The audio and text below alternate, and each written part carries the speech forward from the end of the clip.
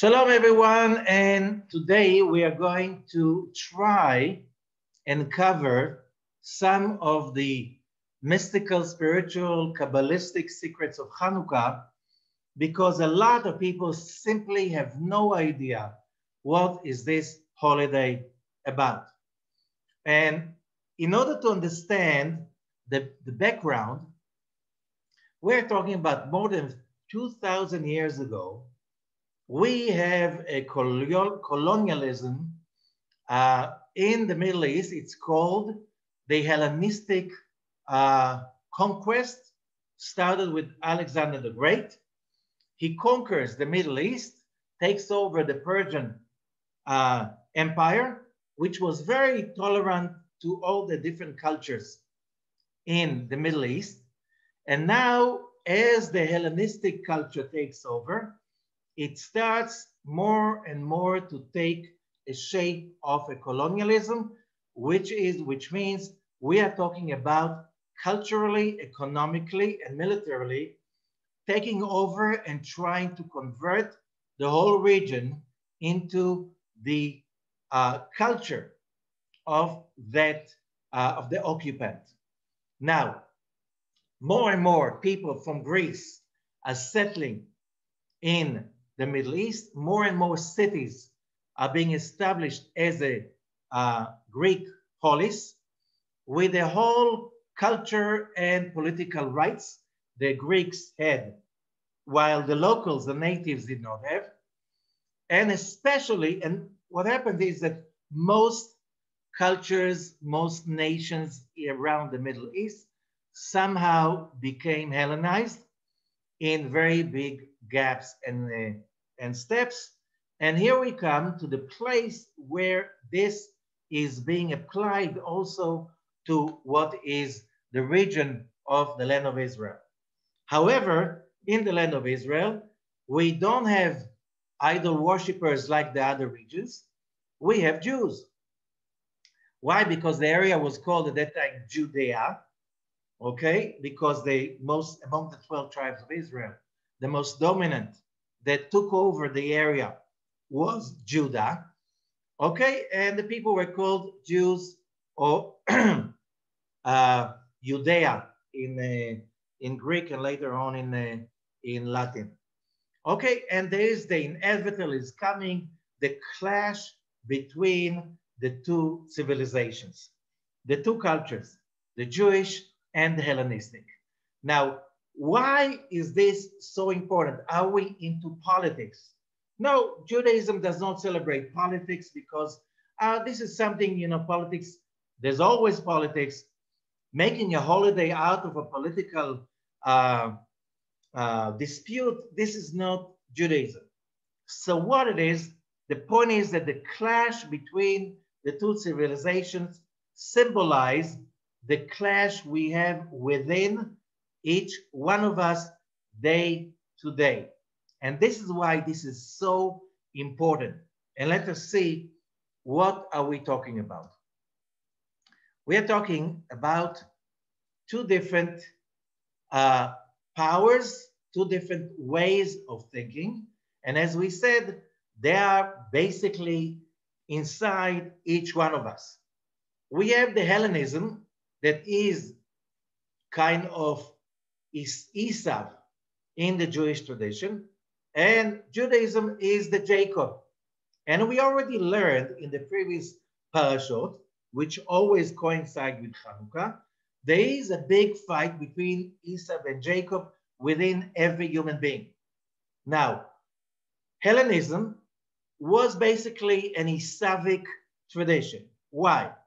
Because first of all, everybody is about idol worship. Everybody knows that Hellenism was idol worshiping. Like, it's very famous, all the stories about the pantheon of the Olympic gods that are basically mean, not nice, unfriendly, not someone that you want to be close to, and you really don't want them to be part of your life. Unless you try to appease them by bringing them gifts, because they're not very what can we say? They're not nice. Okay, if you go to all idol worshiping, this is the story, because that's a very, very good excuse for the kings who declare themselves as gods. If the gods behave like this in a very selfish manner, and whatever they do is to take away whatever you've got, because they're entitled to, that's why we, the upper class, we are godly, and we are entitled to take what is yours. The masses, the people.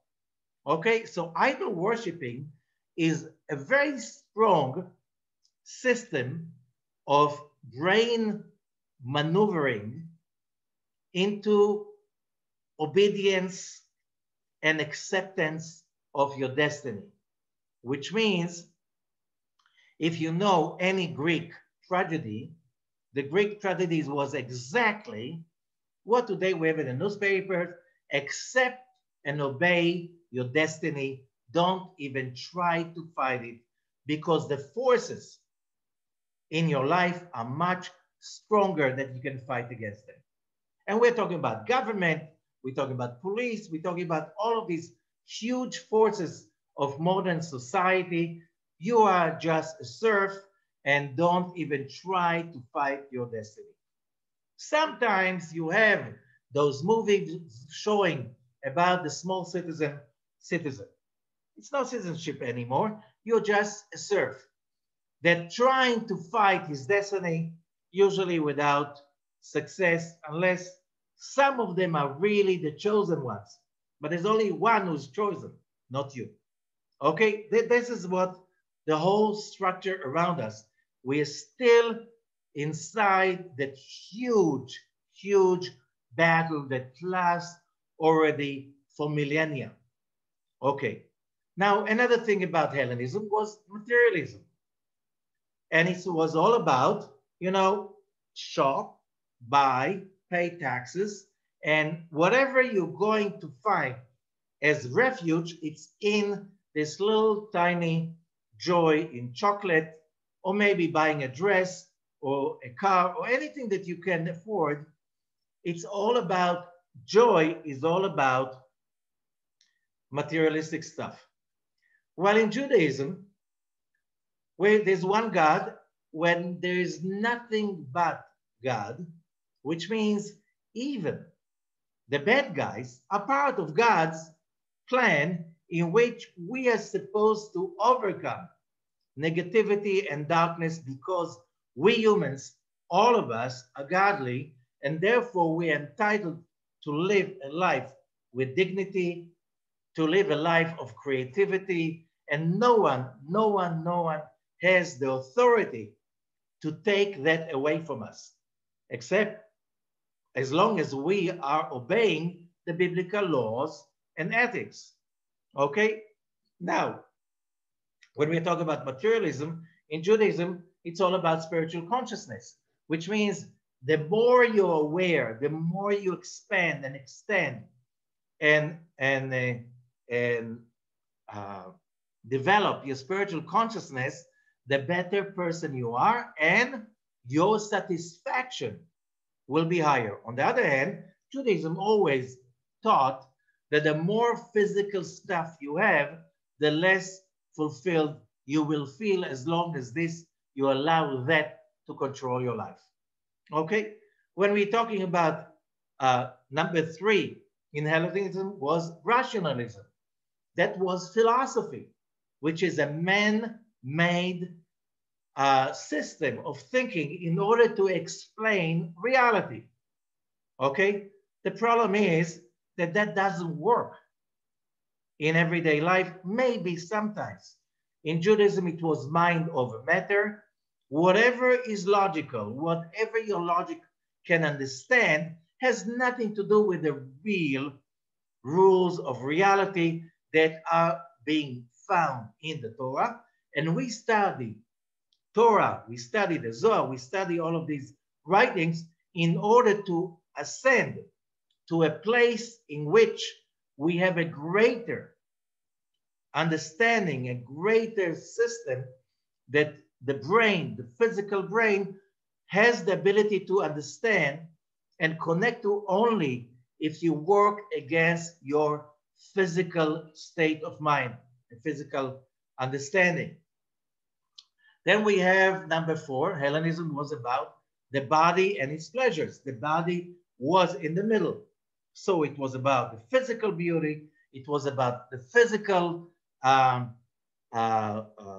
pleasure of the body. If you want to achieve pleasure, it is only rational and body pleasure. And if it's pleasurable, it must be okay and kosher.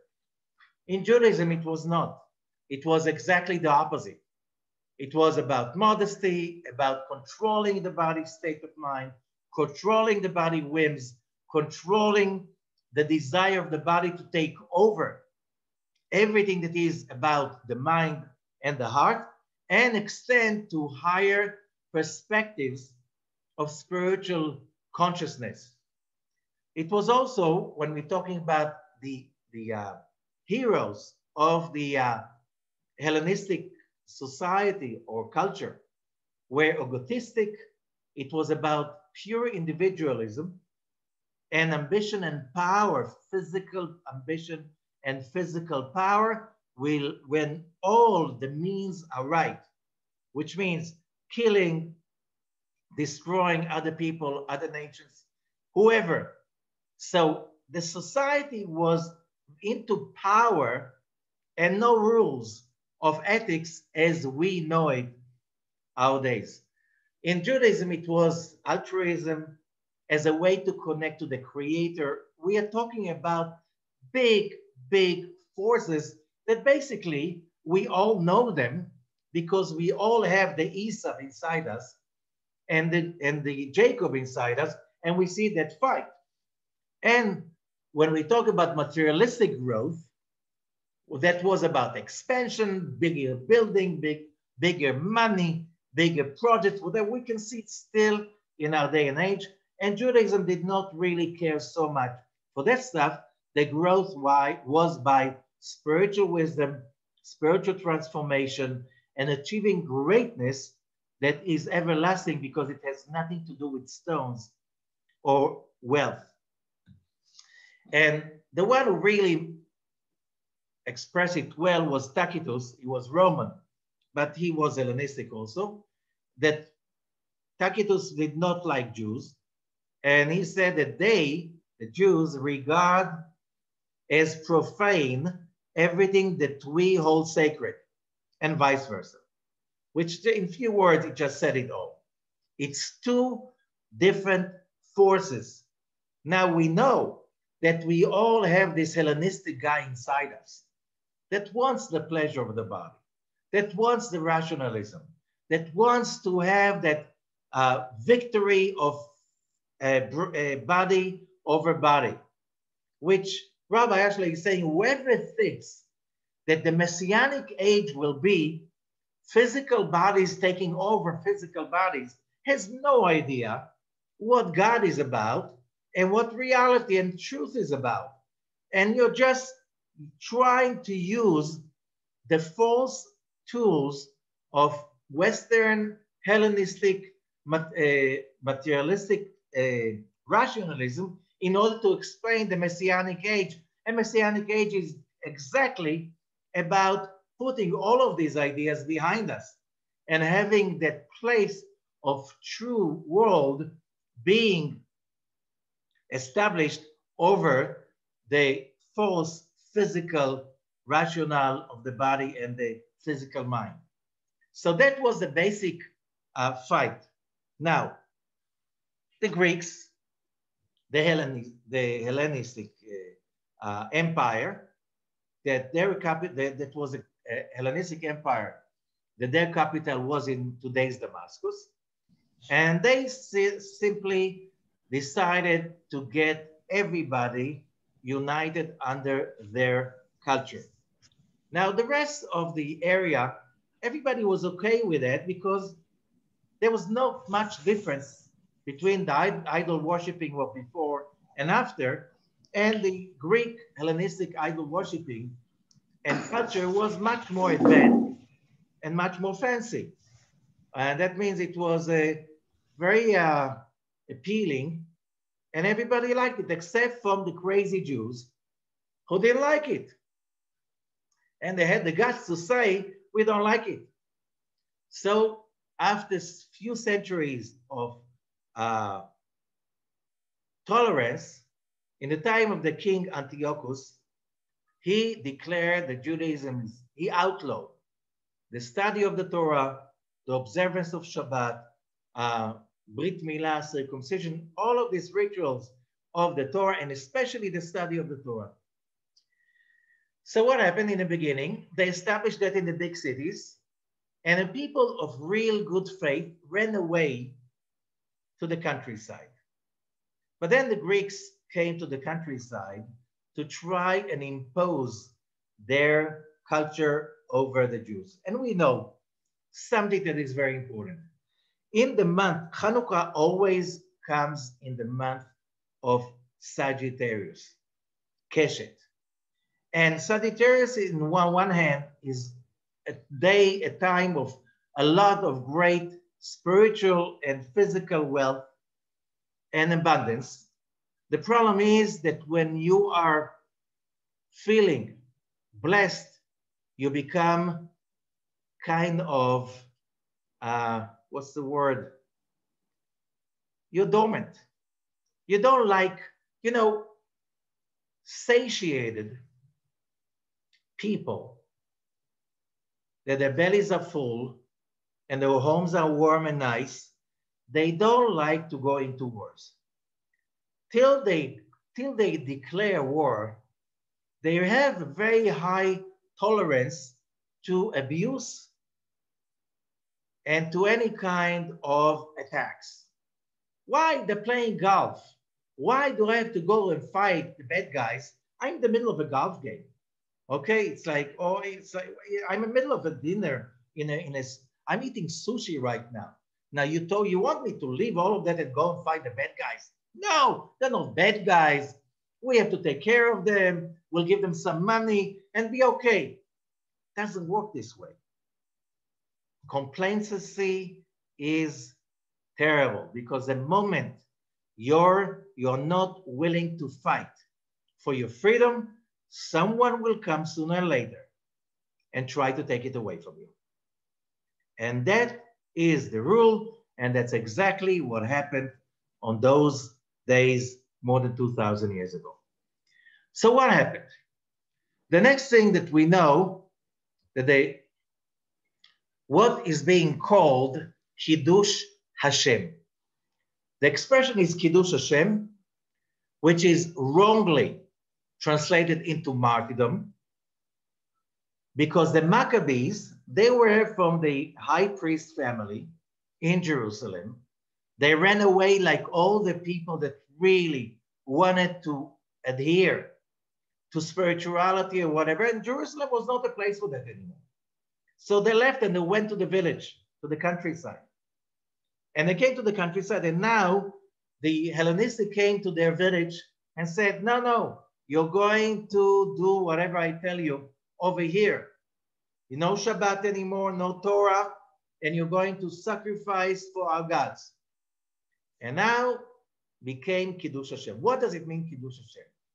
The word Kiddush Hashem, Kiddush means to take whatever you have, the vessel, the desire to receive, and transform it. Transform the level, which is called me, I, mine, okay? My space, my existence, my realm, my state of being, which is called in the Kabbalistic terms, Malchut, Sfirat Malchut, which is what I just said.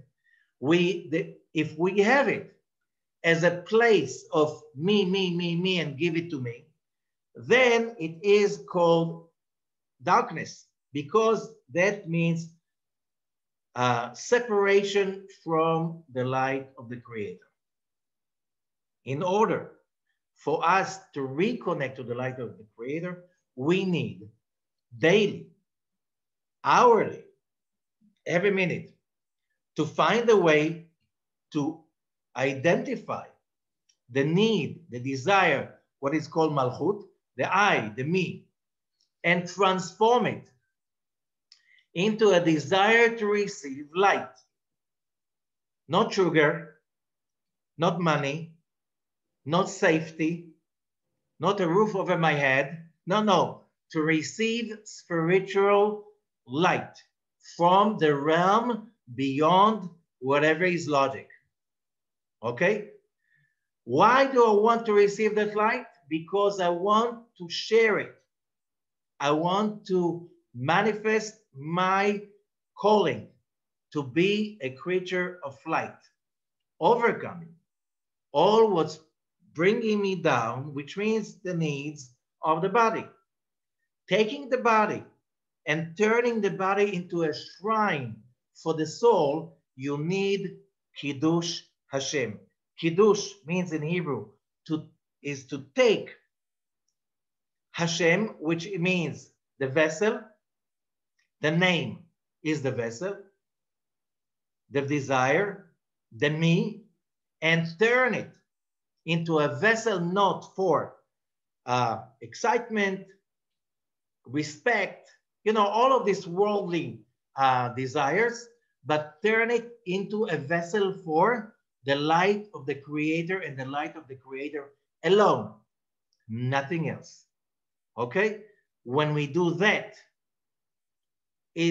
we call that Kiddush Hashem. That's not martyrdom. That's not martyrdom. This is excelling and ascending to a state of union with the spiritual light, which is the only real thing in our universe. Everything else is basically false. The moment we are aware that we are vessels for the light of the Creator and there's no other story, everything else is just a by the way story. The real story, we're here to receive the light of the Creator, and if we receive the light of the Creator, we did our job. If that means that the body should be extinct, okay, that's okay. If not, that's also okay. Okay? And that situation in which a person elevates his consciousness, his body, his soul, his desires, his whole being into a creature of desire for the light of the Creator only, in order to share with others and to share with the Creator himself. I know the Creator, you created me just to receive the light. If I cannot receive the light and they ask me just to worship the God of chocolate or beautiful cars or whatever pleasures of this physical world, it's not appealing. I'm giving that up.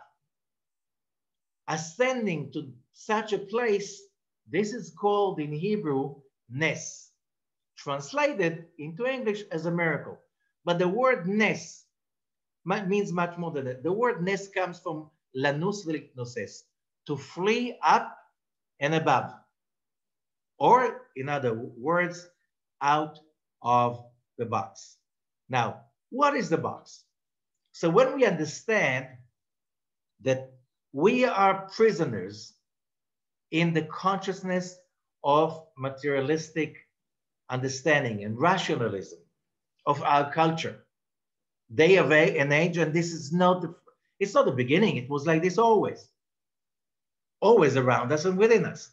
Okay, when we understand that being inside the box means understanding the world we are in just with the physical tools. Now, so the Maharal of Prague, one of the greatest Kabbalists, 16th century in Prague, Czechia of today, Czech Republic of today. In Prague, he was one of the greatest Kabbalists in that generation. And he said, the confinement of physical existence is symbolized by the number 7. How do you know? When you're in a box, you have one side to the right, one to the left, in front and back, that's 4. Bottom and top of the box, that's 6. And the person himself, that's number 7. Without me believing in that, there won't be a box. How do I get out of the box? This is the 8th direction. The 8th means, number 8 means the supernatural. This is the direction that your brain cannot understand. However, every person's soul yearns for that direction and that direction only. As long as we are confined in the box, our soul will be empty and void and miserable, and we will always feel that we are not finding our own calling. Now, how does that apply to Hanukkah? Because the sages are asking a question: what is Hanukkah? What is that we celebrate? What is that we celebrate? And are we celebrating the physical victory of some peasants and Kohanim over the most professional army in the world at that time? No, we're not into it, because it's not very much interesting. Why? Because what creates the physical victory is the spirit. And therefore, what we are talking about, what we are celebrating, is the manifestation of that spirit of Hanukkah. And what was the manifestation? When a little jar of oil that was preserved, that the symbolism of it, that the Hellenistic Greeks, when they entered the temple and they defiled the whole temple, they could not find, there was one little vial of oil with the signature of the high priest, because it was his personal belonging, okay? And they could not find that vial of oil, and that was somehow hidden on the side. When finally the Maccabees took over the temple that was defiled by the Greeks, and they wanted to light the oil in the menorah, it took 8 days to create a new pure olive oil, okay? They wanted to light the menorah immediately. They could with a non-kosher oil. It's also allowed, but they wanted a real kosher oil, because they said, if we went all the way up to here and we did all what is impossible, let's do this impossible also. And we want to light the menorah with a real pure oil. And suddenly they find that little jar of oil with the stamp of the high priest that was not open. And the miracle was that this little vial of oil, this simple, tiny jar of oil that was not supposed to last even 1 day in the menorah, lasted for 8 days till new production of oil came from the wherever they created that oil. The point is that it took 8 days, that it was lit for 8 days, that every day was a miracle. Why? Because that amount of oil was not supposed to last even 1 day.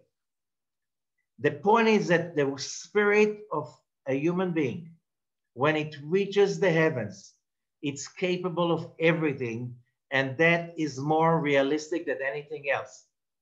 Now, who will remember the Greeks of that era? No one. If we did not remember them, nobody will remember them. We remember them because we fought against them. The same way, nobody will remember Pharaoh unless we remember him in the Haggadah of Passover. Okay? So it looks like we were a bunch of slaves getting out of Egypt, but we won because the spirit won over the physical might. Same thing with Hanukkah.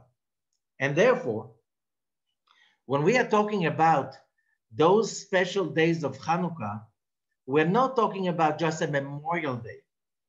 1 day will be enough. Why 8 days? Why 8 days? And the answer that is that 8 days, there are certainly, as Rabbi Isaac Luria, the great Kabbalist of Tzfat, mentions whenever an event is happening in which the physical matrix of illusion, of this physical reality of our everyday life is broken to such an extent that it creates an opening. So it's easier for every human being to ascend to the real state of mind of real freedom, spirituality, and enlightenment. Whenever something like this happens in a scale that is big enough to leave its mark on the universe, we realize that this is a holiday. What does it mean? The sages are saying that the great sages, the great leaders of that era, Hanukkah, when they saw the miracle of the oil burning for 8 days, they said, there's something over here, but we do not know if whatever of breaking the matrix that happened right now, we do not know if this is strong enough to last to the end of the days. They waited another year to see if that universal gate opens again, so these energies are available again. And only a year later, they realized that that amazing gate reappears every year on the 25th day of the month of Kislev, the month of Sagittarius.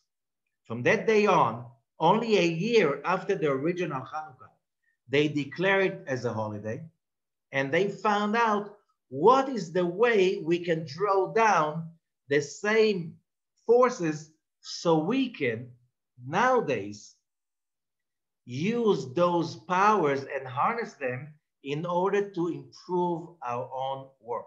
Now, it is said, when Messianic days appear and humanity achieves freedom, real, true freedom from all its illusions, and whatever is preventing us from being the free souls we are supposed to be in the body, all holidays, biblical holidays, will be abolished. Why? There won't be any need for them anymore. All of those holidays are there like a gift from the Creator to help us overcome our own physical nature and our own limitation. Okay? But except from Hanukkah and Purim. Why? Because Hanukkah and Purim are holidays that were created by humans in a way that brought the eternal down in a way that removed the power of the mundane and physical. This will never go away. It will stay forever. Why? It's our creation. And therefore the light that is being drawn down during Hanukkah is higher than all the holidays. And what kind of a light is that? First of all, it's the holiday of lights. Which light? So, first of all, it's being celebrated on the 25th day of Kislev. Interesting enough that the 28th word in the Torah is or, light. 25th. What else we know? If we go to, there's a special, in the end of the book of Numbers, Parashat Mas'ei, there is a description of 42 journeys the Israelites went through in the desert. The 25th journey was into Hashmonah. The Maccabees were from the Hashmonai family. Okay, a hint. And the most important of them all is that it is said that when the universe has been created and God said, let there be light. But that was on the first day. The physical light that we know was created only on the fourth day when the sun and the stars are being created. So what happened with that original light? That original light shined for 36 hours before it has been hidden. How many candles do we light on Hanukkah? We light every day, if we count the lights that we light without the shamash, the real original Hanukkah candles, it's 1 on the first night, 2 on the second night, 3 on the third night, till it's 8 on the 8th night. If you put it together, you get 36 candles. 36, 1 for every hour. So what kind of light do we draw?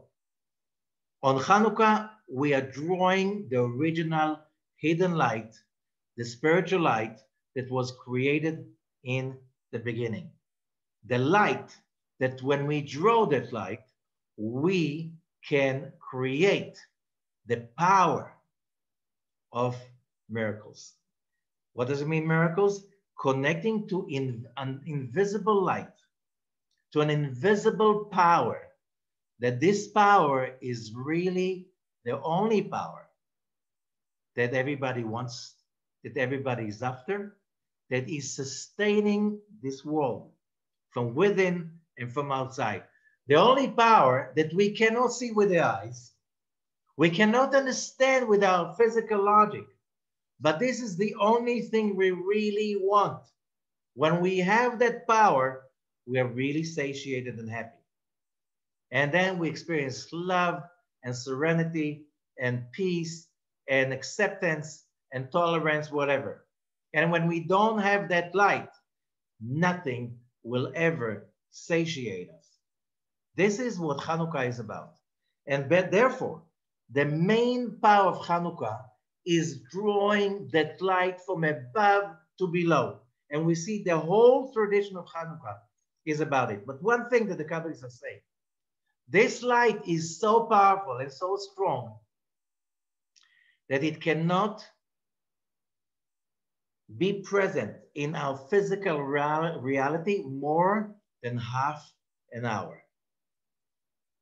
After half an hour, it comes down, it leaves this physical world.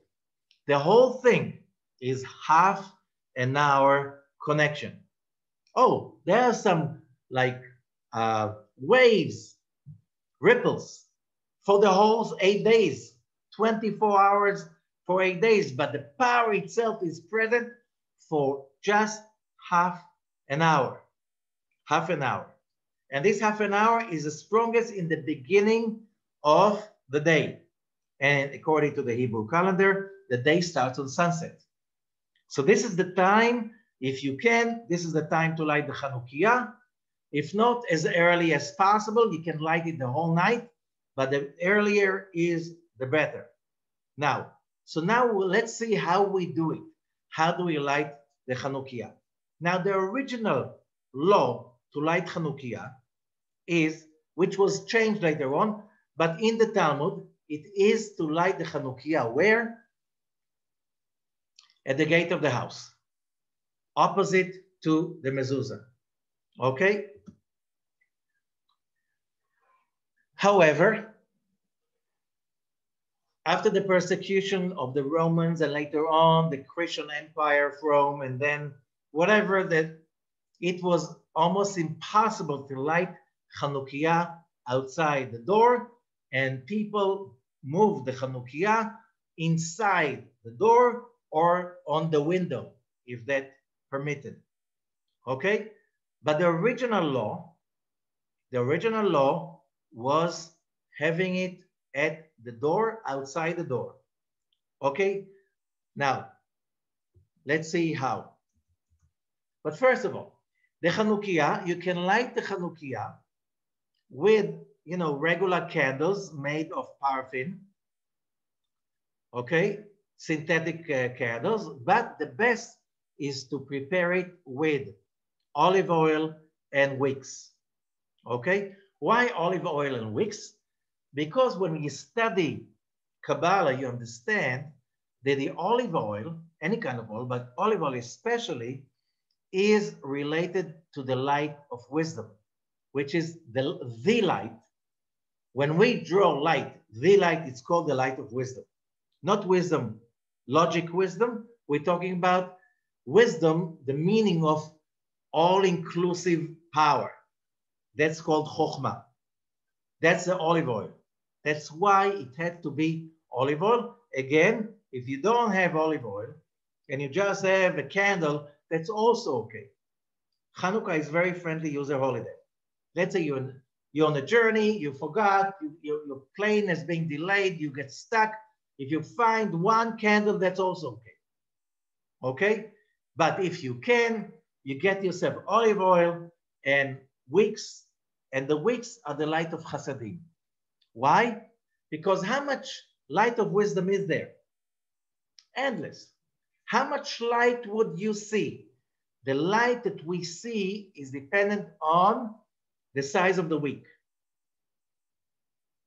And the wick is related to the light of Chasadim. What is light of Chasadim? Whatever energy that the human being creates through generosity, loving and kindness, getting out of our comfort zone and being there happily for others, that is the only true vessel of light in this universe that is lasting forever, that no one can take it away from us. Which means, how much light of pleasure would a person experience? Is it dependent on the amount of the light of wisdom? No, because it's endless all the time for everyone. So the same thing, if you have a whole barrel full of, let's say 500 liters more, let's say 500 gallons of olive oil, the size of the flame is dependent on the size of the wick, not on the size and the amount and the volume of the oil. Same thing here. How much light is there present in our lives? Always endless. How much do we feel present in our lives? Depends on the size of the wick we create. And that size is a side of generosity, loving kindness, extending ourselves towards others, goodwill towards other human beings. This is what really determines how much light do we experience. So the Kabbalah says that's why when we prepare the Hanukkah candles, we have to think about it. When we put the oil, we put the wicks, there's something into thinking about it in making them. Now, the Hanukkiyah itself, all 8 candles must be at the same height. What if I don't have the candelabra? You can stick it on a plate.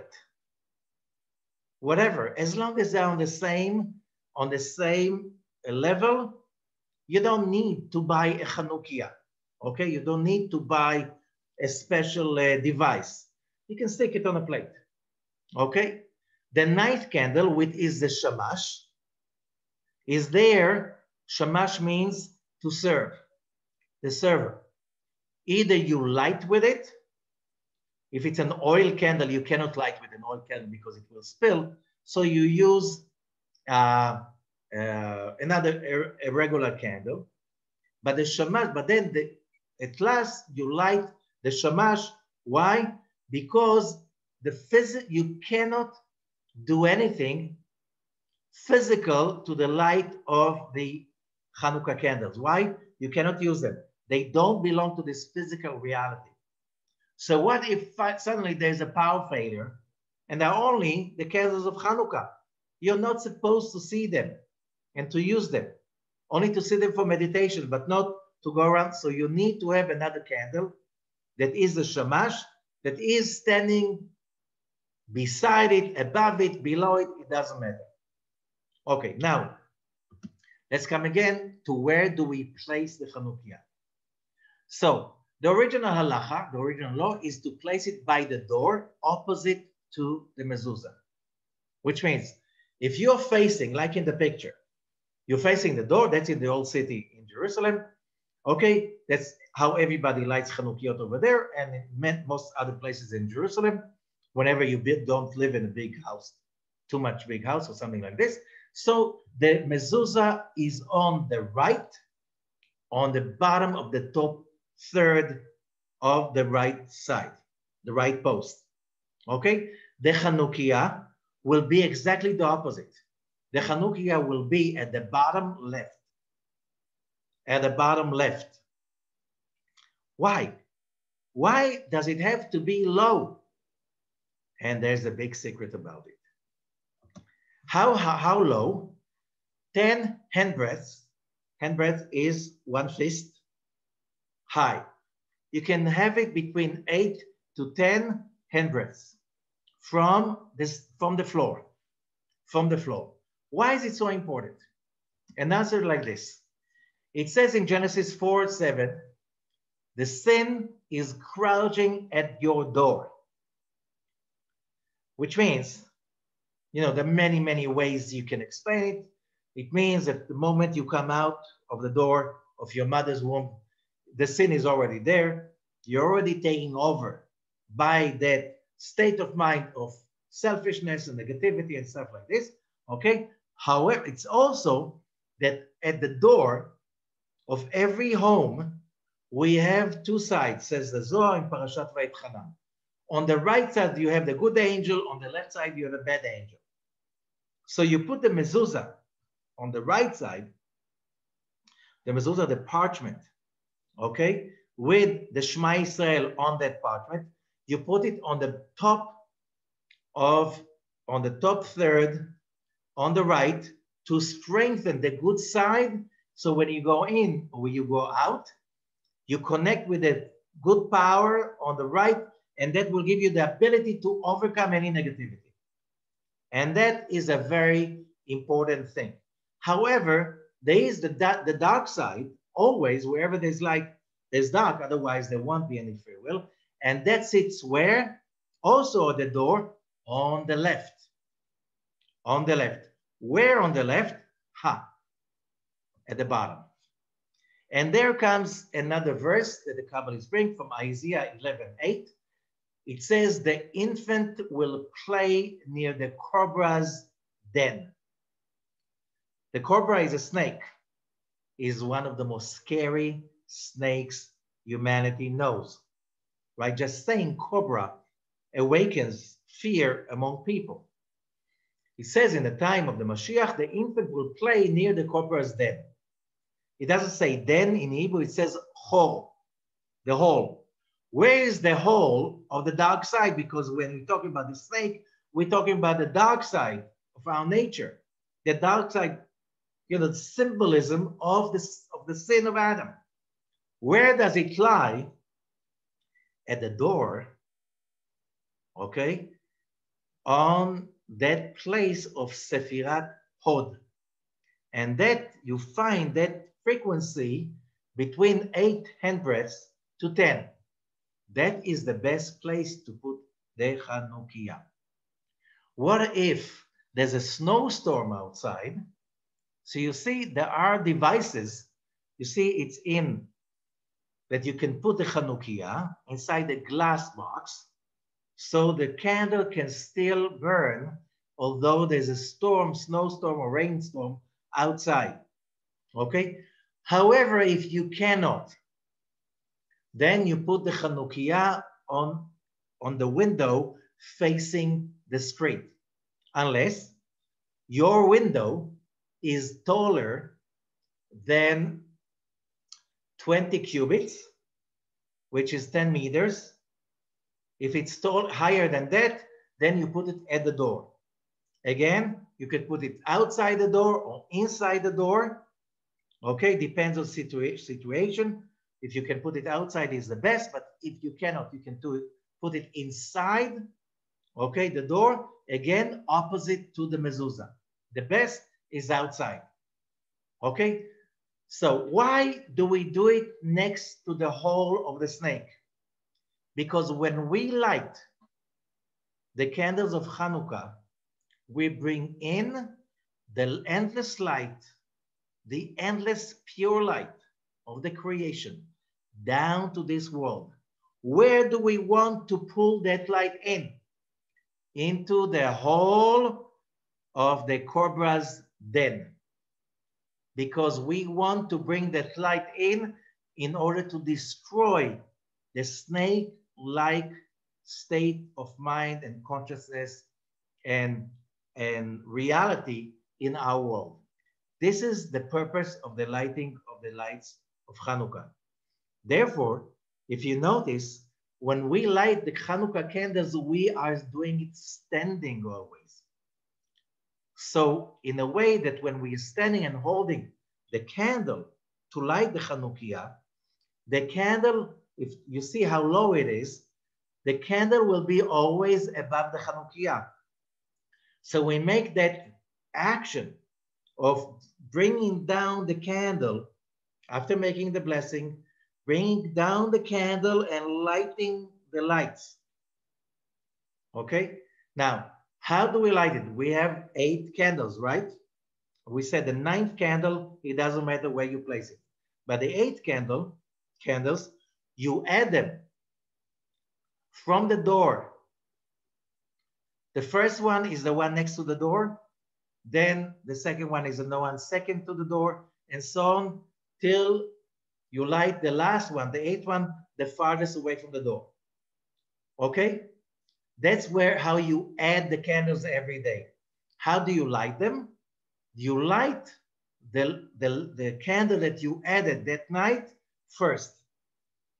Okay? So you add them right to left, if you light it this way, and you light them left to right. So that's the way of lighting the candles. And again, this is not so important as the consciousness of bringing the light down from above. And that's the major, most important thing. We're bringing in the endless light of the creation, that in order to overcome any state of mind of snake, which means selfishness, egotism, disbelief, darkness, and so on and so forth. Because the fight between Hellenism and Judaism, the fight between Hellenism and monotheism, between the light of the Creator and the snake, goes on as we know it every day. On Hanukkah, we get special help to do it. Now, how do we do it? So first of all, if you want, you can download from the site. I'll send also, you can download from the site a Hanukkah Blessings booklet. You can print it and light the candles with what it says. I'm bringing here a little bit part of it. There are 3 blessings that we make over the candles. Then we make all 3 blessings only on the first night. From the second night and on, we make only 2 blessings every night. The first blessing is right column. It's connected to Sfirat Chokhmah. And after we meditate to connect and bring in the spiritual light, the endless light that is beyond logic, beyond imagination, because that's what we want to experience in our everyday life. After we meditate on that, we meditate to be one soul in the place of the miracle, in the Holy Temple in Jerusalem, where the original miracle manifested itself, with all the people around the world today and in all previous generations, to be one with all of them, so we can, with a united consciousness, bring in that special force of endless light into the physical world for ourselves and for others. And then we say the first blessing. The first blessing is Baruch. The meditation is to bring the light from Keter. It's an original light from Keter to have the ability to create so much power. Ata. Ata is right column. Okay. Then Adonai, which is the name of God. And when we say Adonai, we meditate on the connection between the 2 numbers, 72 and 161. as the meditation that you can see in front of you. Above the number 72, you see one kind of meditation that connects to the light to the level of Sfirat Chokhmah, 72. And on the left, you see 161. That's the level of 161. That's Sfirat Chokhmah on the other side of Binah. And these two come together to 72 plus 161. Together is 233, which is in Hebrew, Regel. Regel, says Rabbi Zakloria, because Hanukkah is also called a Regel. One, it has some powers of the high holidays that return through human action. The original 3 holidays are a result of God's gifts. This one is humans are creating a holiday from their own activity. So Hanukkah has a kind of a holiday power, okay? So that's what we think when we say Baruch Atah, and then we say the name of God, okay?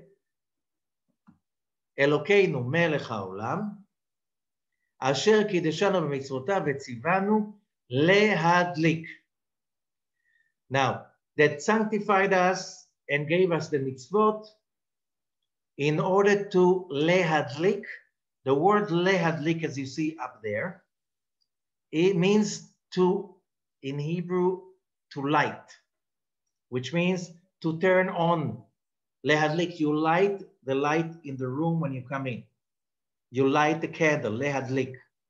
But the verb lehadlik, to light fire, okay, is in numerical value 180, which is also the same numerical value of the 3 levels of Chokhmah, Bina, and Zeir Anpin.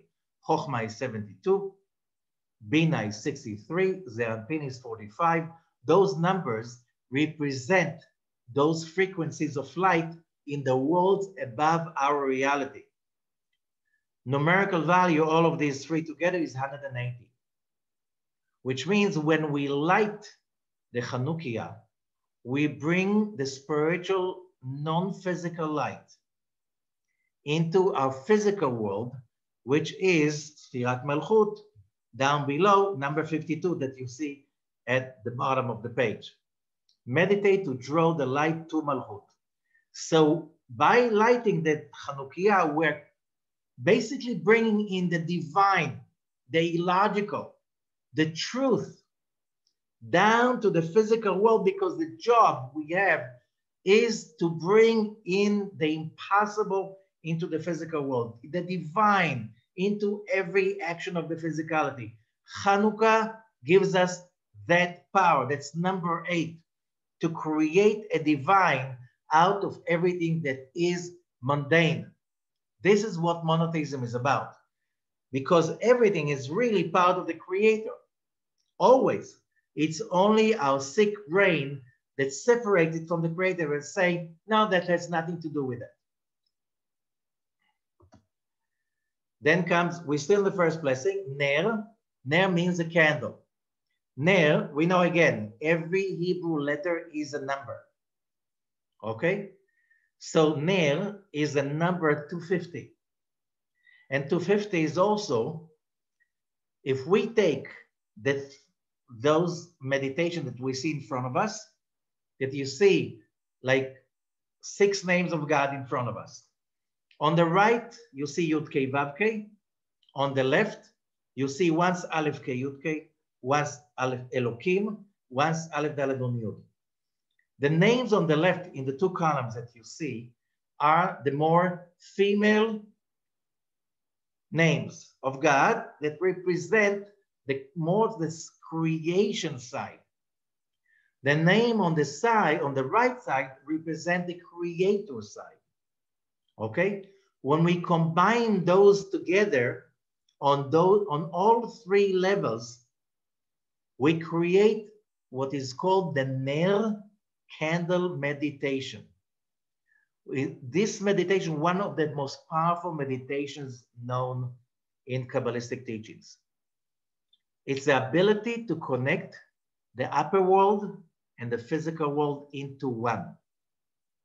And the number of all these 25 letters, if you count, the 25 letters in this meditation, okay?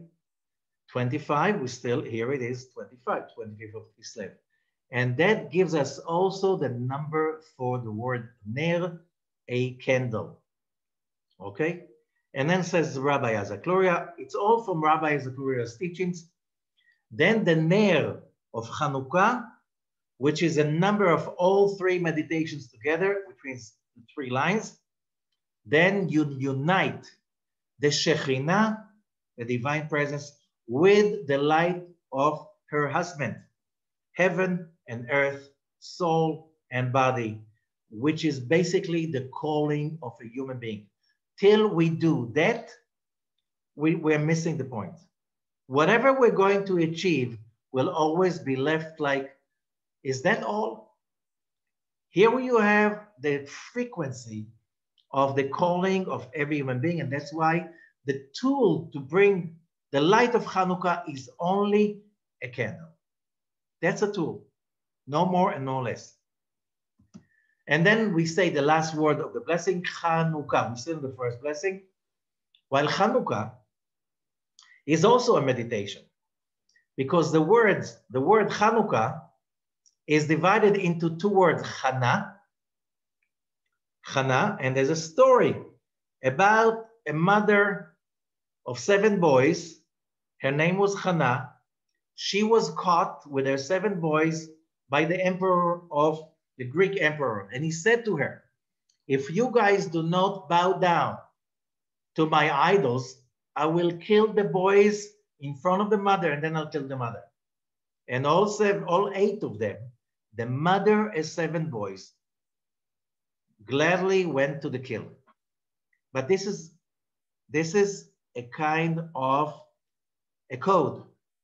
Chana is the mother, Bina, Sfirat Bina, the upper mother, the motherly light that comes from above. The 7 below, these are the 7 Sefirot.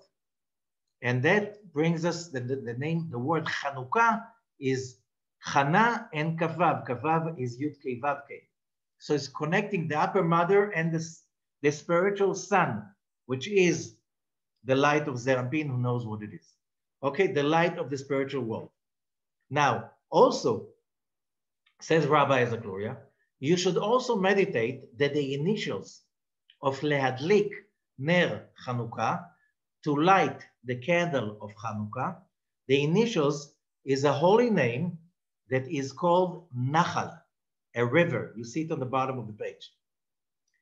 It's a river. Nachal is a river. And the meditation of that river, you see over there, it's also coming from the 13 attributes, Notzer Chesed Lalafim, bringing the Chesed to the Alefim, to the world of judgment. So we have, and if you notice, if you count in the blessing that we just said, there are 13 words, 13 attributes, bringing down the light from the highest of high to this physical world in order to transform our reality into spiritual reality. This is our job. Hanukkah gives us that power. Okay, the second blessing is it's from Bina, left column. We say again, Baruch is always bringing the light from the upper keter. Ata, Adonai, we have over here. And then we meditate on this meditation that is connected to Bina. Elokeinu melech haolam. And then the word she'asa. And she'asa is this meditation, which is, again, you have here the meditation of Chesed, of Chana Kavav, the lights of Chesed, the lights of loving kindness, which is above, to bring it down in order to sweeten the judgment of Sa, which is the Elokim. It doesn't show over here. You have it in the booklet, which is the judgment. It's all about imposing mind, or more correct, spirit over matter, soul over body, love over needs. And that's the secret of the candles of Hanukkah. Nisim la'avoteinu bayimim ha'em bazman hazeh, miracles to our fathers, forefathers, those days in this time. Okay. The third blessing that you say only on the first night, Zeir Anpin, that's a central column, Baruch Atah Hashem, and then here the meditation is under the word Hashem, Adonai, Elokeinu melech haolam, this is the level of Zeir Anpin, She'echayanu v'kimanu v'yanu, right, left, and center, Lazman hazeh, we are completing the connection. Now the completion of the connection, when it's done on the third blessing, you don't need to make it again on the next 7 nights. One more thing. When we have, if we have 8 days of Hanukkah, you must have a Shabbat in between, sometimes twice, sometimes only once. How do you light the candles? So of course, regular logic says, first you light Hanukkah candles, and then you light Shabbat candles. Why? Because after lighting Shabbat candles, you cannot light anything. Okay, but that's logic. Rabbi Azatluria is saying, oh, no, there's a beyond logic explanation. What is the main meditation of Hanukkah? Bringing the light from above to below, right? And sticking that light into the snake's world, transforming anything physical into spiritual. That's what Hanukkah is about. What is Shabbat about? Shabbat is about, lighting Shabbat candles is about raising the physical world, Malchut, the mundane world, and raising it up to the upper world. That's what lighting Shabbat candles is about. So says Rabbi Isaac Luria, he's saying, if you already lit Shabbat candles, you're already up there. How can you bring the light down there? So first you light the Hanukkah candles before sunset, before the time of lighting Shabbat candles. Every town, every place, there's a special time for that. So first you light the Hanukkah candles to bring the light of the above, the endless, down to this world, to sanctify the physical world, and then you light Shabbat candles so you can ascend up with the Shabbat chariots into the upper worlds. So that's the story of Shabbat. In the end of Shabbat, you first do Havdalah, you first wait till Shabbat is over and it's night already, and after that only you light the Hanukkah candles. Okay, now, after lighting the Hanukkah candles, then you can sit down to bring in the light, to settle it down, and then you're supposed to be half an hour around the candles. Okay, all the traditional food of Hanukkah is to remind us that the miracle was done with oil. So it's oily stuff, jelly donuts, latkes, all kinds of stuff like this. But what if you did not eat that stuff? You don't have to. You don't have to.